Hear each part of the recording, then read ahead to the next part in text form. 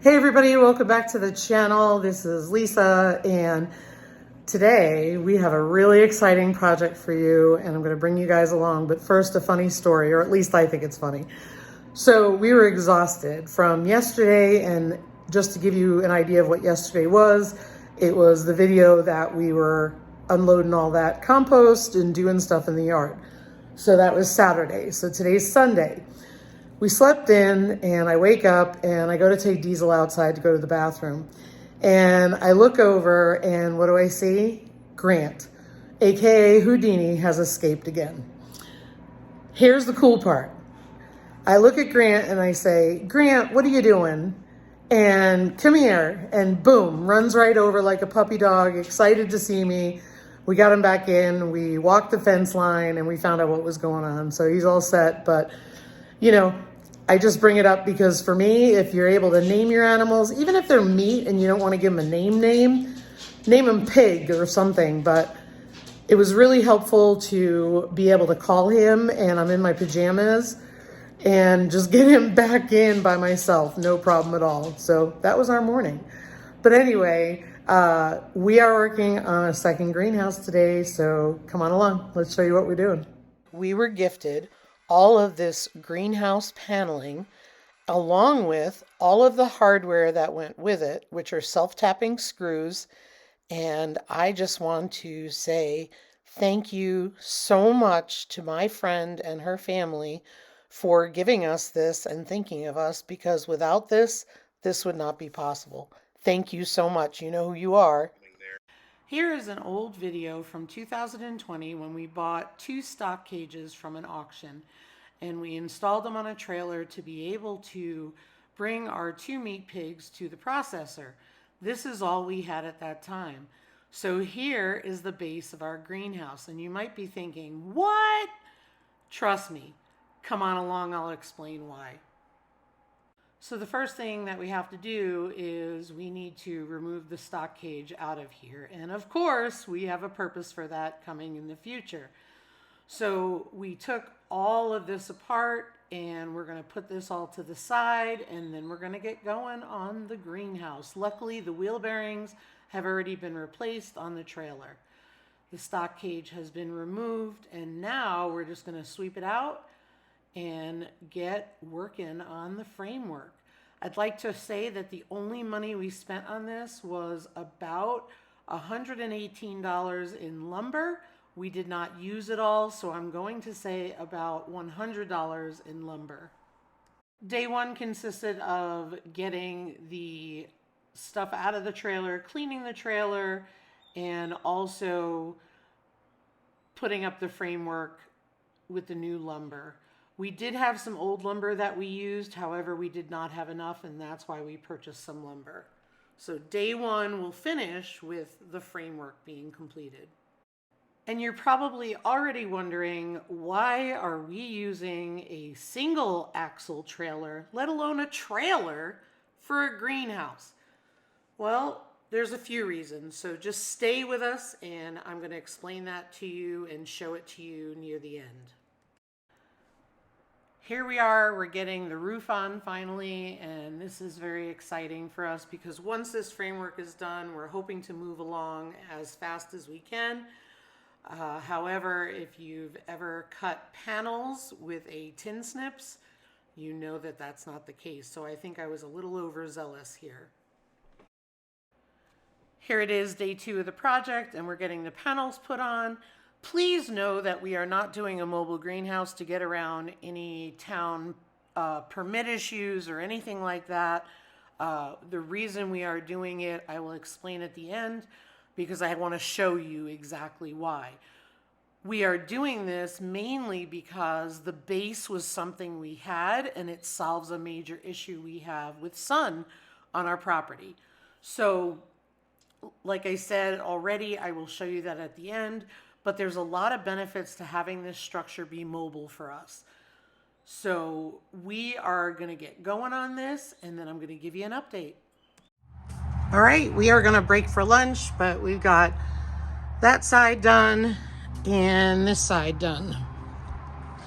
So we'll do the roof and the back side, And then the back side will have a window. Let me show you that. There's the window for the back. And we have been piecing together all the pieces.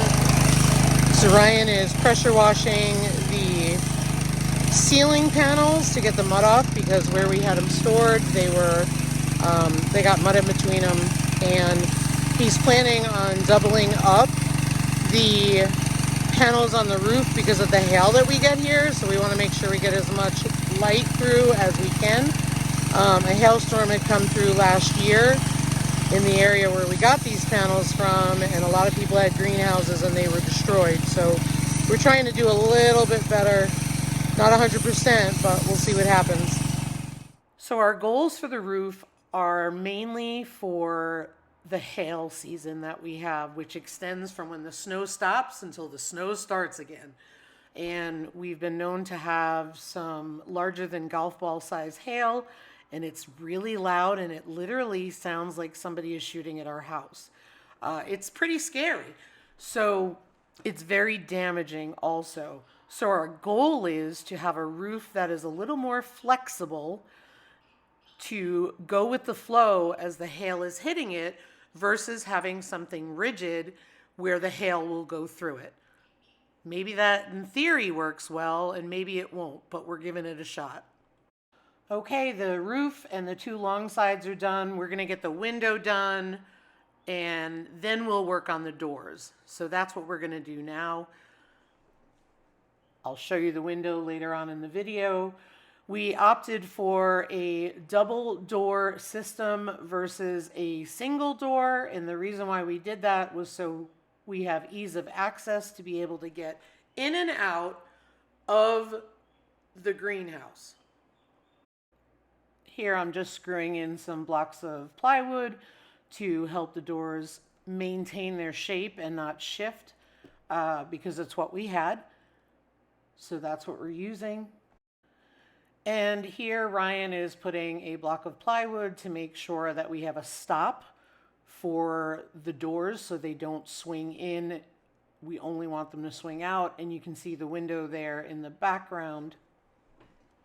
And here we're installing the doors. So we're almost done with this project. So we're getting the doors on, and lots and lots of tedious cutting with tin snips, like I said.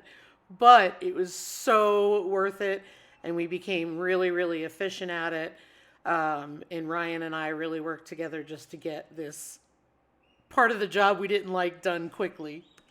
Now it's getting exciting. We're getting the panels up on the door. We're going to be closing in that angled piece near the top of the roof, and wait till you see these door handles. Now the cool part about these door handles is they're actually not from our property or any sheds that we've found. But we're gonna notch out the plastic so we can mount them as door handles. Ryan actually got them at a yard sale because he felt the need to have them. So we're gonna use those as door handles, which I think is the coolest thing ever. There they are, and they're looking so good, and the greenhouse is looking good, and we're gonna do a few more things inside to block that hole in the back, etc. And we're also using this pipe insulation that we bought last year that we ended up not using and could not return. And we're stuffing that in to seal up the greenhouse in spaces that were needed. There it is, all good to go. I am just so thrilled with how this turned out. And let's talk about why a mobile greenhouse is what we need, because we're going to move this now. I got this moved so quickly with the side-by-side that I completely missed it. The reason we chose a mobile greenhouse was because of the fact that this is our sunny area.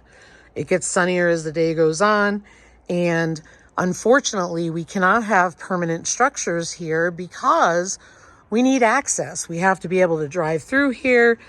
When we clean barns, I have to be able to drive through here. When we're working down there with the animals, you can see we also added some gardening pots here. So a permanent structure is just in the way for us, and it causes us a multitude of issues. Additionally, we also have our